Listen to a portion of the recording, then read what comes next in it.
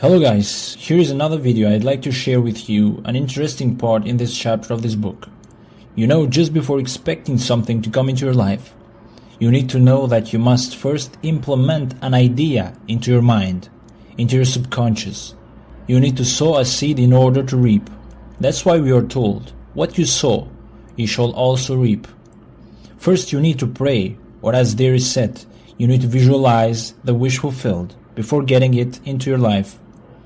First, implement the idea into your subconscious, then, believing it, let the subconscious bring it to you. Let's now jump into this interesting part. Whatever you suggest with confidence is law to the subjective mind. It is under obligation to objectify that which you mentally affirm.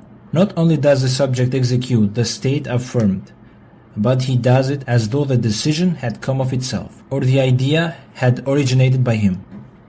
Control of the subconscious is dominion over all. Each state obeys one mind's control. Control of the subconscious is accomplished through control of your beliefs, which in turn is the all-potent factor in the visible states. Imagination and faith are the secrets of creation. Okay guys, I just wanted to share this beautiful quote with you and remind you these gems. Don't forget to implement an idea into your subconscious mind and wait it confidently to come into your life. Thanks for watching.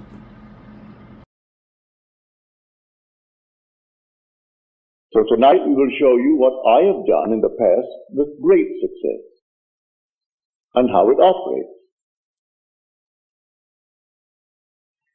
Now, if I wanted something in this world, and who doesn't, I would formulate an act which would imply that I have it. And then in my imagination, I would simply, having performed that act, I would yield completely to this being within me to execute it. I would fall off into sleep, convinced that he heard me, that he saw my act in faith. I simply yield completely to him, having acted. It's an act of self-commission. I perform the act. What act? I act as though I had what I sought. I act as though I heard that you have what you asked of me. I perform an act, and then I yield completely to that depth of my own being, who is God, and allow him from that depth to externalize it for me. All I have to do is to completely yield to this being within me, for he has ways and means I, on this level of my being, know not of. I rise then under compulsion. And under this compulsion I go through a series of events which will lead up to the fulfillment of that to which I yield. I assume that it's done. And then I commune with myself and gave thanks within me that it is done. And it works in every way. You want to be, and you name it. You want to be successful in the world of Caesar, in dollars and cents, nothing wrong with it. You want to be a successful doctor, successful lawyer, I don't care what it is. You want to be, well then formulate in your mind's eye what it would be like if it were true. How would you see the world if you were now the man that you would like to be? See it in your mind's eye, and then yield yourself completely to the depth of your own being. How do I do that? Simply fall asleep in the assumption. I dare to assume that I am the man that at the moment reason denies, and then fall asleep in that assumption, leaving it completely to the depth of my own being to externalize it in my world. I will wake tomorrow morning under compulsion to do certain things which I had not formulated, I hadn't determined. I'll find I'll meet the right people. I'll do this, I'll do that, I'll do the other. And it all adds up towards the externalization of my assumption. So within you is that power, within you is that wisdom, to do anything that you desire in this world. So this is the faith of which I speak. How do I do it? You can sit right here. And you go to bed at night, as you're told in the 4th Psalm. Commune with your own self upon your bed and be silent. You don't commune with another, you commune with your own self. That's God.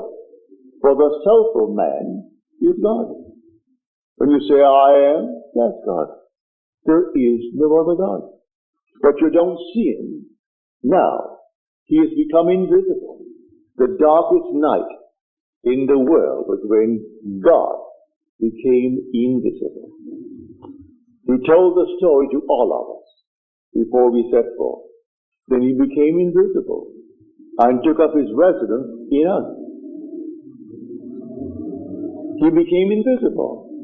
And in us, he is I am, my own wonderful human imagination. That's God. So I don't see my imagination as I see objects in space. For imagination is the reality that is causing these objects in space. So I see the fruits of its activity, but I do not see it because it is invisible. The day will come, I will see it. I have seen him. He has no beginning, no end. He is the Ancient of Days. But his infinite love is nothing but love. Yet he will wait on us just as swiftly and as indifferently when the will in us is evil as when it is good. For it is he who does all things, that I kill, I make alive. I wound, I heal. I do all these things, and none can deliver out of my hand. So if the will in man is evil, he will execute it. If it is good, he will execute it, because there is no other creator. So it's entirely up to man what he imagines. What am I going to imagine? But remember, when I imagine, I must imagine and then completely yield. That is faith. You've been taught to believe you're a worm. You came out of a swamp. And then suddenly you became a tadpole, and you became something else, and finally you find yourself a man. Forget it. You are the gods who came down from heaven and assumed the restriction, the limitation of man. This is the limit of contraction, and you assumed it. And you're going to fulfill a definite purpose in man.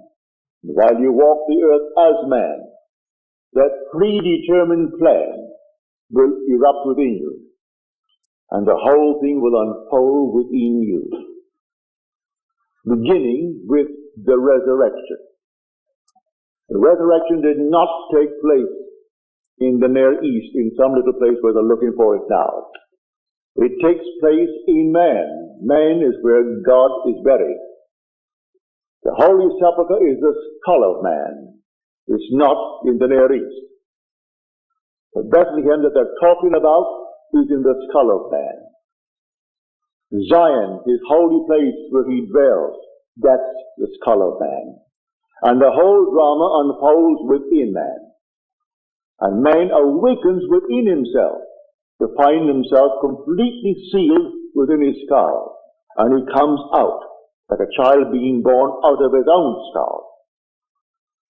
And then, a few months later, comes an explosion in his skull, and that compartment that contained the Son of God, who is his will, who is his wisdom, releases the Son.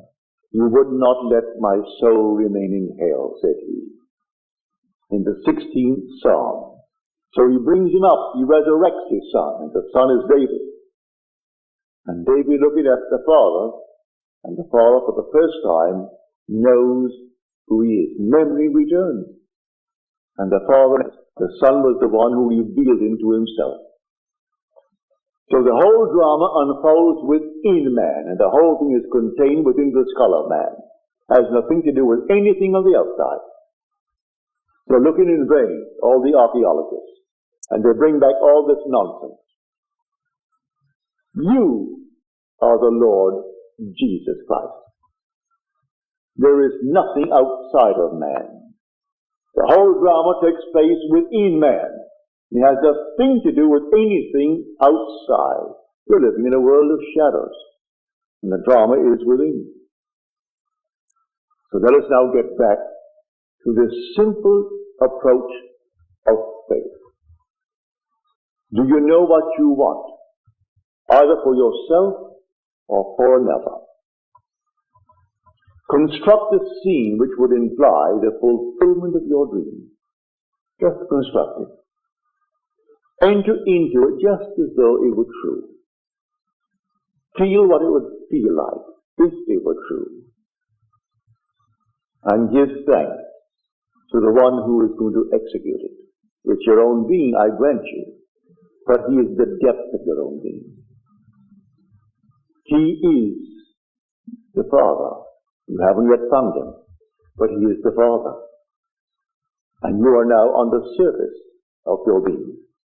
So fall asleep in the conviction that things are as you desire them to be, in confidence that he will execute it. I use the word he, it's yourself. But for clarity's sake, I say he, because you're not aware of him as yet. You will be one day. Everyone will be aware of their being. And because that being has one Son, and that one Son is the Son of all, we are one. There's only one. There aren't millions of gods, only one God.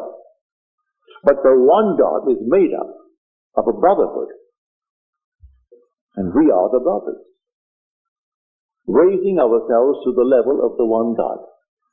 But I've been sent to tell you this, and tell you I will and must. If only a few hear it, what does it matter? You hear it with conviction. Because I tell you the truth, it will last. I am not here to set up some little ism. I am not here to speculate and try to set up some little philosophical setup that may work. No. I want no church, no ism. Just to tell you who you are. And you will tell it to others, and others will tell it, because in the end you're going to prove it to be true. You can't rub it out because it is true. All that I have told you is true. I'm not speculating. I'm not theorizing. I stood in the presence of the infinite being in his infinite love, and he embraced me. And he sent me. After he embraced me. Therefore love embraced me. Therefore guided by love. We became one body. People are misled morning, noon, and night by so-called holy men. Forget it.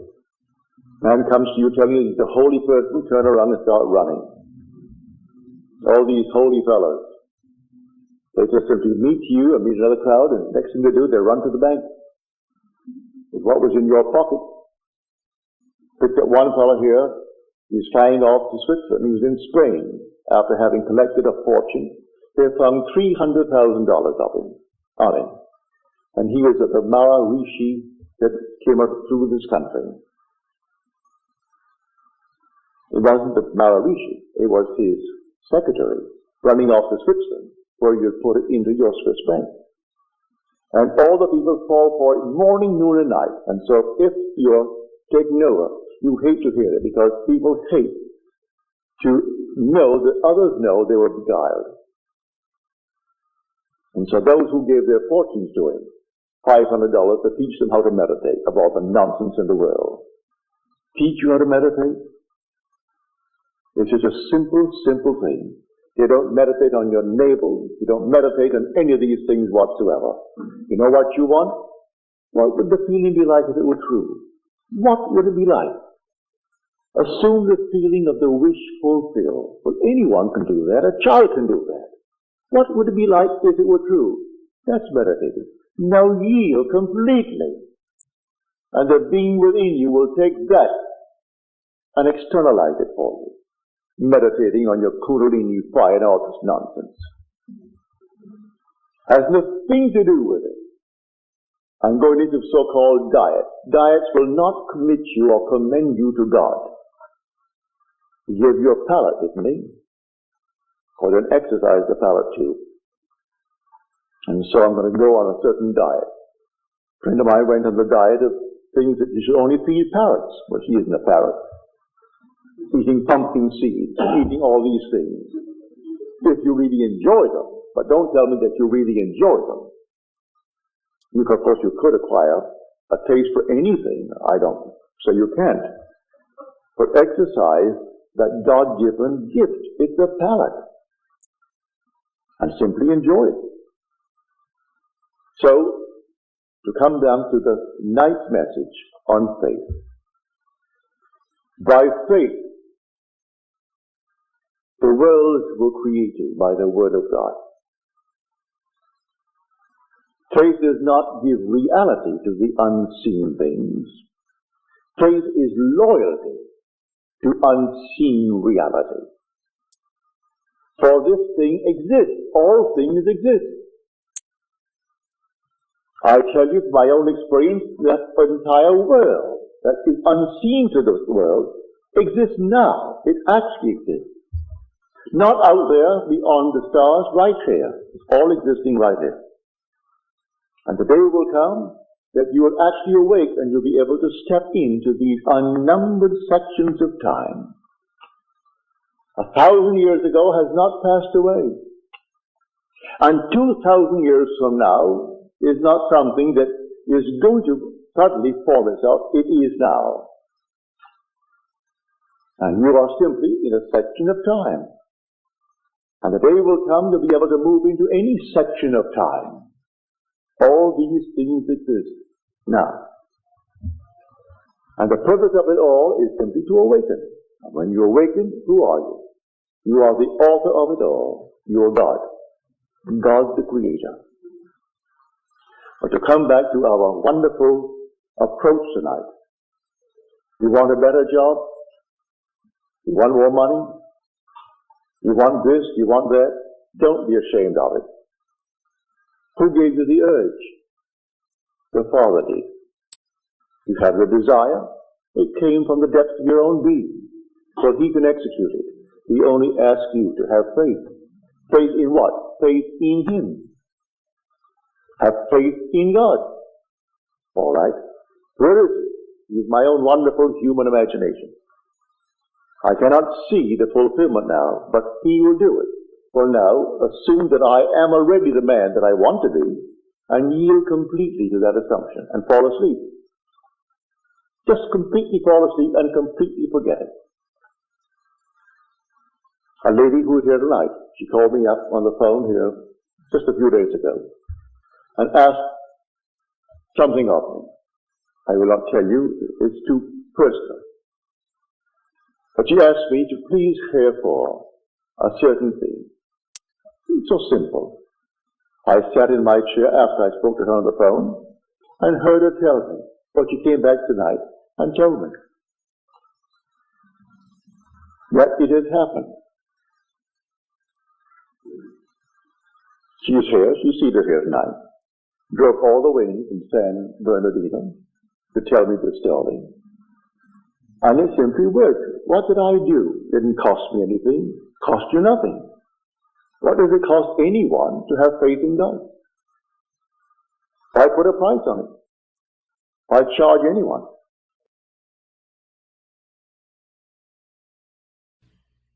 So I know it works. It took me 1 week to do it. That's all that it took me. 1 week. I simply went sound asleep in the assumption that my wife was there. And it's the girl to whom I'm now married and who bore us this glorious daughter. And it's been since 1936. So here, this heavenly state was denied me because I wasn't feeding myself the right food. I have food you know not of, and the food are words. And you repeat them within yourself. What am I saying? As Blake said, oh, what have I said? What have I done? Oh, all-powerful human words. What have I said? What have I done? Oh, all-powerful human words. If man only realized what he is doing when he is talking seemingly idly. So, after all, who cares? Who knows? Who knows? The only one that cares knows. And he is your own wonderful human imagination. That is God. That's the Jehovah of the Old Testament and the Jesus of the New. And there is no other God. And he's buried in you. And he's dreaming in you. And surely you want to awake. Well, you will awake the day that you actually move in to the life of imagination, where you trust your imagination and live in it. You're not far from the threshold of rebirth. But I can't tell you the day or the hour. No one knows but the Father, and the Father is your own wonderful human imagination. I saw it so clearly. This is the stone that the builders rejected. But what the builders rejected has become the chief cornerstone. It was the Lord's doing, and it is marvelous in our sight. So I rejected the fact that I was the cause of the phenomena of my life. I couldn't believe it. I thought everyone outside of myself caused it. Then I realized, when I saw the vision, here is a stone, a quartz, and it fragmented into numberless parts. As he said, the one who bought the home, that's a fragmented part of my own being. My doubt brought him into being. He materialized my doubt. A man, a person, and he bought the home I wanted because he had more money. I materialized that. It came out of me. So the whole thing fragmented. And then when it came together and formed itself into a man, seated in the lotus posture, and I looked at it, I'm looking at myself. Then I realized I am the cause. He is the dreamer in me. One day he is going to awake from this dream. And when he awakes, I am he. And he and I are one. This is the story I am trying to tell the whole vast world. Because I know it's true, and the day will come, you will know it's true. There is no other God than your own wonderful human imagination. I still will invite you, although I've told you to do it yourself, I still invite you, if you feel uneasy about it, to ask of me. For in the end, may I tell you, we are one. Now let us go into the silence.